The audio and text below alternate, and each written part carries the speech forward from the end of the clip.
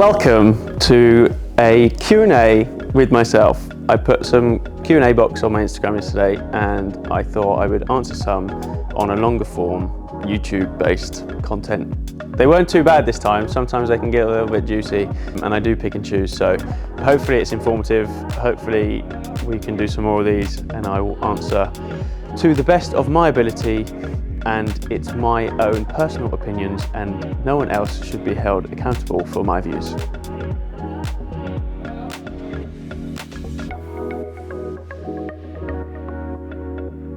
This one is from a good friend called Paddy Townsend. He said, what's your 6 months, 12 months and 5-year goals? 6 months is to have the clothing, the app and the gym all as functioning businesses. 12 months is for them to be profitable businesses. And then 5 years is to start looking at further expansion of gyms and BTND as kind of a community inclusive hub across the UK and hopefully further. In terms of fitness goals, 6 months is to just be competing well within the High Rock season, have a good High Rock season, get injury free. My hip, I've got some tendon problems. And then 12 months, a lot happens in 12 months, so it's hard to say in terms of fitness goals. I'd like to be in the relay team again with England, and then that would be nice. And then 5-year goals would be to be, again, a lot can change, but right now probably world champion at High Rocks in the next 5 years. How would you recommend someone start to build up to compete in High Rocks? I think don't overthink it too much. I think just get the foundations right of like your training. I would join the BTND app because me and Rich have created some of the best programs on the market. And yeah, I think the biggest thing is to just start, like do a little bit of running, get your weight training and just get those basics and those like fundamentals in place. And then you can start thinking about like the competition element and the times and how you can finish and things like that. So I think just get the foundations and just start some of the training and kind of see where you need to work on and what you need to do to potentially get to a position to compete. Do you want kids in the future? Yes, I have always wanted kids. I am far too selfish at this point in time, like focusing on me, my career, both from an athletic performance, but also from basically the whole BTND side, and that kind of is my child at the moment. Me and Paul often have the conversation and speak about it, like we both do want kids, but obviously with the age gap, and if I don't want kids for another 5 years, we then have to think about the situation, and it's like, I'm at a point now where if I don't have kids, I'll be okay, like I won't be upset, but as long as I have kids in my life, like my brother and sister, for example, or close friends have kids and I can be around them and be like a good uncle, then that I think would be just as fulfilling. And I don't have to deal with them 24/7. Get me on the ambassador list. So we are actually creating an ambassador list at the moment for BTND, for both obviously the clothing, but also mostly the app, to get people essentially onto the app from our side of things. But also we want people who are good people who kind of represent the brand mission statement around being firstly better the next day, both physically and mentally, but also essentially being a good person. So be kind, stay sexy. So yeah, if you want to, you can obviously apply and you can send us a message. So if you do see this and you think, oh, that's something that I would want to do, you can get a bit of kickback, you make a little bit of money, and you can also be a part of and represent the brand and hopefully make the world a better place. High Rocks question again. Debating High Rocks Manchester, first time, daunting. What shoes, gear would you recommend wearing? Yes, it can be a bit scary. 2, it's only really as bad as you make it. Like if you go quite slowly, it's actually not that bad. So if you need to take a break, if you need to go and get a water from the water station, like you can do that. Like no one really cares too much about your time. Obviously you've got your own internal pressures and stuff, but I would just go and do it and almost enjoy the first one, and then after that you can think about competing and getting a better time and stuff like that. Best shoes would either be, in my opinion, the Pumas or the Sauconys.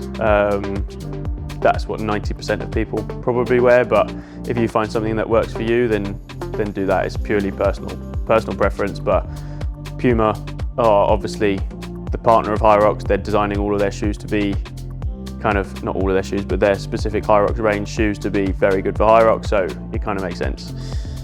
Did you ever drink? If so, why did you stop?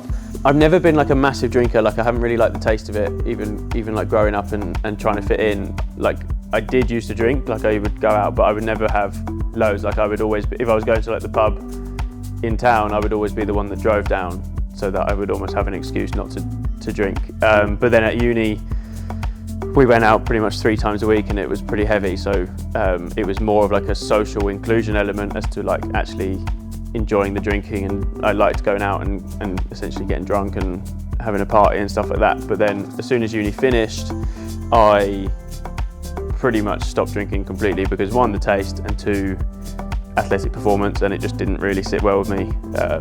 I used to get really bad hangovers and not really enjoy it. And I think once it's like out your routine, like I've never once bought it and had it in the house. So I think once it's out of your routine, it's not something that you really miss. So it's not that, it's not something that I think about on a daily basis, thinking when's my next drink, which I guess I'm quite lucky in the fact that I do that. Whereas some people obviously have that mindset, which isn't necessarily a bad thing. But for me, in terms of performance and things like that, it's, it works well for me. How does one deal with bottom shame? I get this question a lot, and I get obviously the question of like top or bottom quite a lot. I think the shame probably comes a lot internally as well, like that internalized homophobia. Like for me, when I came out, obviously I didn't really want to be gay, so there was a lot of like stigma around having sex and things like that. So and no one really kind of like teaches you or educates you on how to do certain things, where to kind of like just basically how to have sex essentially. So yeah, I don't think you can ever, it doesn't just happen overnight and you just get rid of it. I think it's one of those things where it comes over time and you can talk about it a little bit more. I think when you're in a relationship, you get to have those conversations and reduce those stigmas, whereas if you're in kind of like not in a relationship essentially and you're basically doing one-night stands and stuff, it can be a little bit less emotional connection and it's purely physical. So I think find someone that you trust and almost try and just have the conversations around it. Like that's what I always say, especially when like coming out essentially. I always say to people, like, just have the conversations, and little by little, the more you speak about it, the more confident you get. Like when you go and do public speaking, for example, if you do it once a year, you're going to be nervous. Whereas if you do it once a week, you're going to get pretty good at it and pretty comfortable. So exactly the same principles. Would love to know your motivation tips. Do you ever have days where you just CBA? Yes, quite a lot actually. In kind of all aspects, in not just from a sports perspective, but from like a work and sit down at the laptop or go for meetings and things like that. Like it happens quite regularly. Like once a week I'll be like, oh, I really can't be asked. But when something's so routine and you have, like, for example, this morning, I really didn't want to go swimming, but there was 2 people at the pool that weren't necessarily waiting for me. They would have done the session anyway, but we had arranged a time to meet at 6:30 in the morning to go for a swim because they had to do it before work.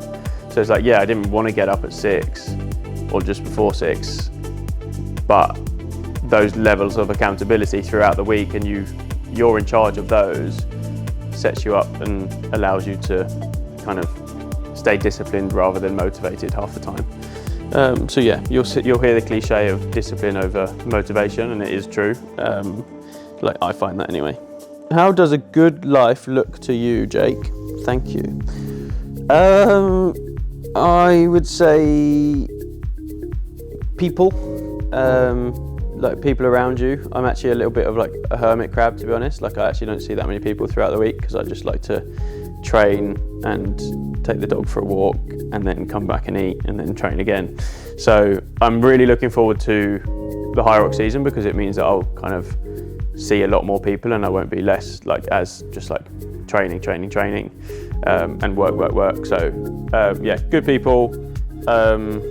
Money helps because it allows you to do all the things that you want to do to have a good life, and I like doing things like going to the beach, like basically adrenaline type based sports and activities which aren't cheap. So yeah, it allows you to do that without like the financial stresses of something sitting on top of you, and then being able to just train the way that I do is something that I'm grateful for every day. So I continue to do that and hopefully make myself proud with my training and performances.